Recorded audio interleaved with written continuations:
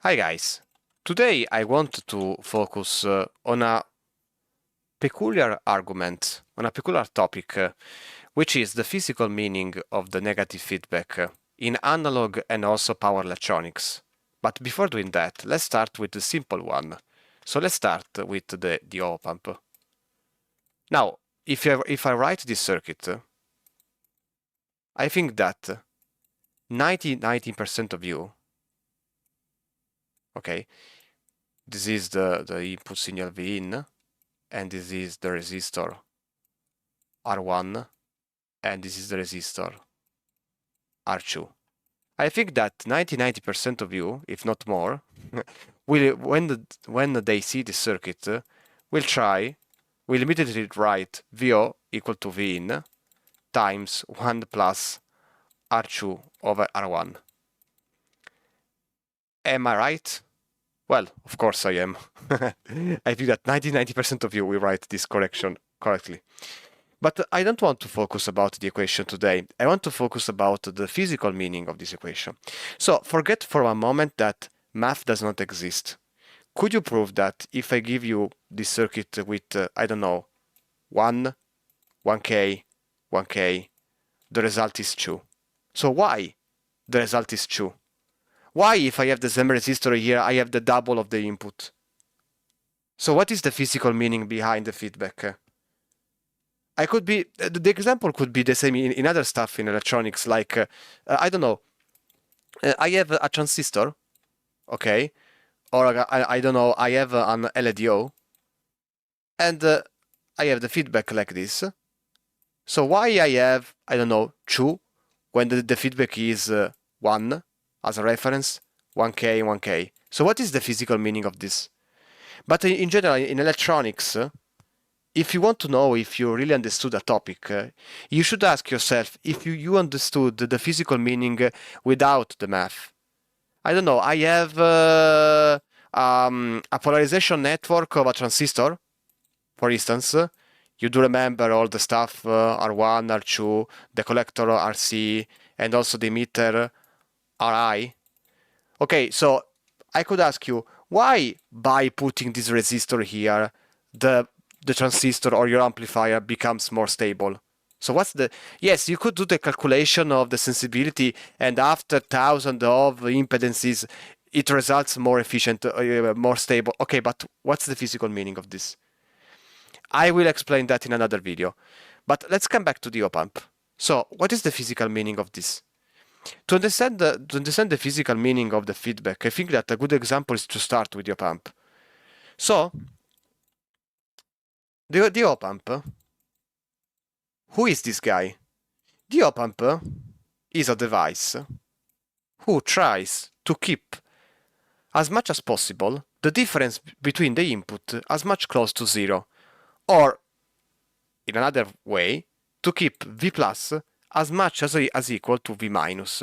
Naturally, I'm talking about the application used as an amplifier. Okay, I'm talking about a comparator. Okay. If this does not happen, it will try to ramp up the output so that V minus is equal to this difference here. Okay. So I have the input signal V in.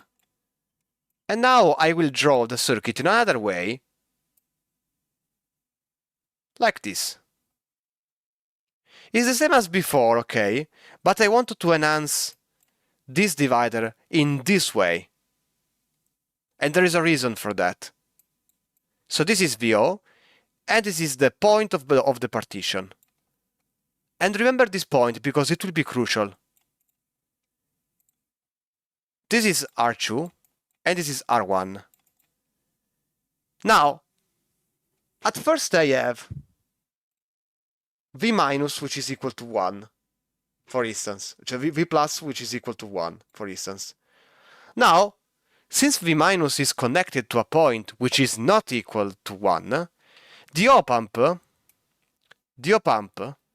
will try, by increasing the output voltage, to make V minus equal to V plus. He doesn't know actually what he he have before V minus? He doesn't know.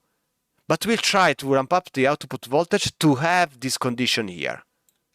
So he will see that V minus, which is the partition, so which is R1, all this net here, so R1 over R2 plus R1 times VO is equal to the input is equal to V plus.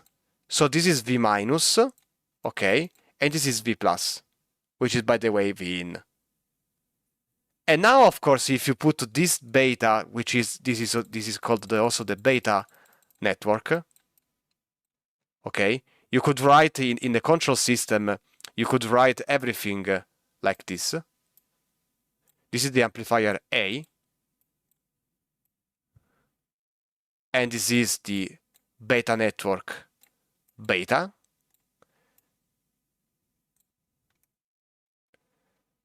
This goes inside here. This is VO, so this is VO times beta, and this is the signal V in. If you did a little bit of control theory, you will know. And so you have basically the amplification, which is equal to V in minus VO times beta, which is exactly what I'm doing right now. At this point, I can see that VO is equal to V in times the reciprocal part of the divider, meaning that I have R1 plus R2 over R2. And now you have VO equal to V in plus 1 plus R2, R1 over R2. No, sorry, I wrote it wrong. R2 over R1. So at the end of the story, what is the meaning of this? You are not controlling the output voltage. You are controlling this node here. And the same happens in an LDO. Okay? So the system in a feedback, you don't control this point here, which in this case is the yellow point. Okay, you do not control it. It is not so intuitive. You do not control directly the output voltage in a closed loop feedback. You control the green point, the feedback point, the sensor point. You control this point here. And if you think the same thing happens in an LDO, for instance, when you have the LDO, I don't know, the LT3009, for instance, let's suppose that the feedback, I don't know what it is, and then you have a divider. So, or I don't know, the same happens with a buck converter. The buck converter, like the LTC 7890, has a feedback, a voltage, a reference feedback of 0.8. If you go in the datasheet of this guy, they will write the output voltage equal to V feedback times 1 over R2 over R1. I am positive that the equation is this, but not because you are controlling the output voltage, but because you are controlling this point here of the divider, which this goes inside the comparator, because in a buck converter, you do remember that the compensator is done like this. You have a V reference which is fixed, and then you have the feedback voltage of the coming from the VO. You are always controlling this point here, and so the same will happen, and so the same will happen in this equation here. Now I can search on the net the LTC 7080 to prove this right. If I search for the feedback voltage, V feedback, V ref, yes, it's called in another name, but we don't care.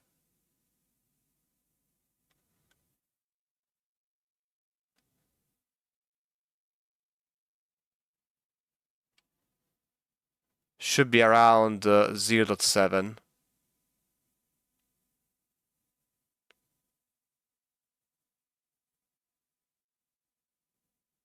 Should be around here. Okay, that's the equation.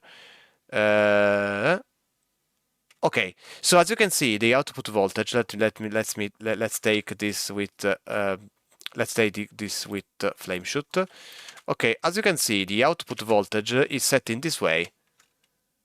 So you have RB and RA, and as you can see, it is equal to the reference voltage 0.8 times 1. It is written in the same way as the op-amp. But the reason why is this is because of the same reason as explained before. It is always something that you have that you are controlling this point here. So you're always writing that this piece, this point here, is equal to the reference. Imagine that this point plus is not your Vin, but is the reference. You get the point. I can prove it to you in LTspice. So let's use, for instance, the LT3009. So let's open LTspice and let's use the LT3009. This could be a very good example. So let's put 5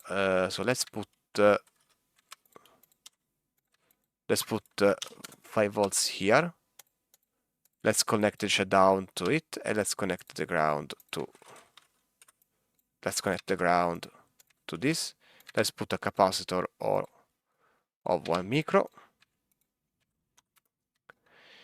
Now we can find out the reference of this LDO just by short-circuiting the output with adjustment and by putting a capacitor of 1 micro and a very low load like 100 ohm. If we call this node as VO and we call this node as VIN, okay, let's call this node as O, out, and we run the simulation for 1 millisecond, we will find out that out is 0.6. So this is the reference voltage VREF is equal to 0.6. Now, following the same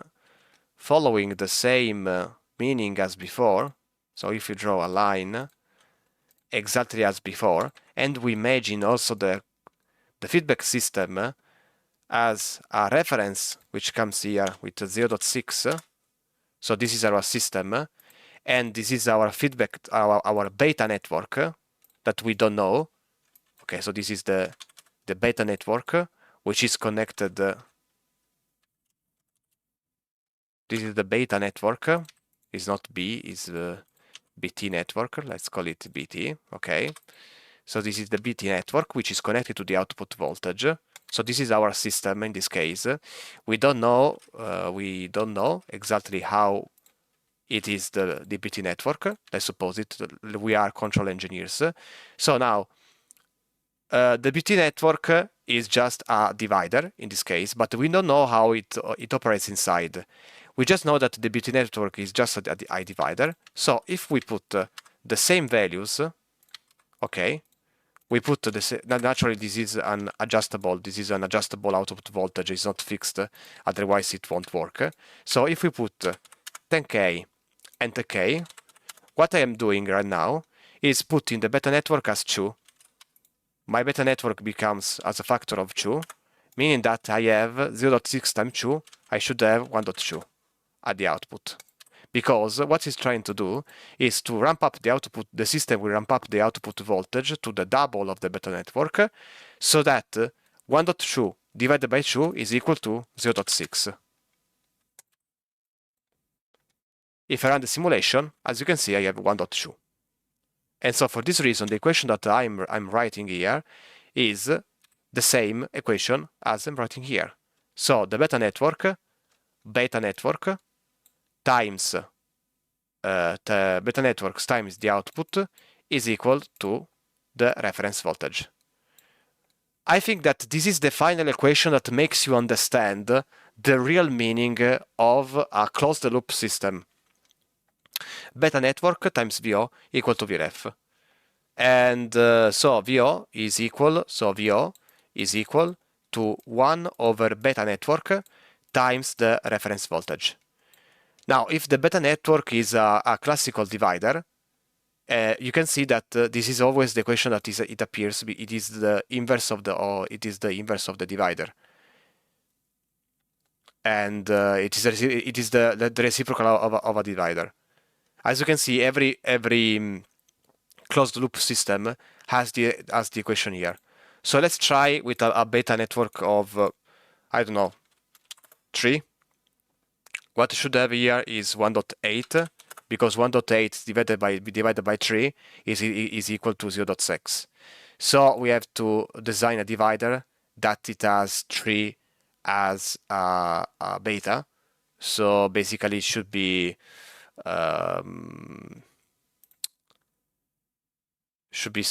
something like array over RB plus array is equal to 3. In this case, we have that we have the contrary, so we have array plus RB equal to over to array is equal to 1 over 3, and so we have RB over array, blah blah blah. The calculation we can done pretty much all the stuff, all the calculation stuff until we reach the desired value. If we have 5k and 10, okay, I have 1.8 because 5 over 15 is 1 over 3. Yes, so it is correct. So it is correct. 1 over 8. It is 15 of, okay, so it is correct.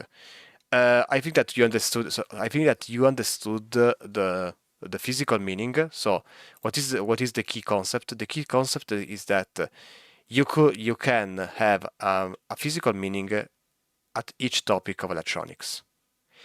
Each time you have to go beyond the equation and to ask yourself if you really understood the topic. Okay. In this case, I hope that I gave you an insight about the negative feedback in electronics by making some linking with control theory. Okay. And I think that the video can end here. If you like this series of understanding the physical concept of very simple stuff, if you think that they can be useful, I can continue to investigate more and more of simple stuff in electronics to explain you something like this. I hope that you enjoyed the video and see you in the next one. Bye bye.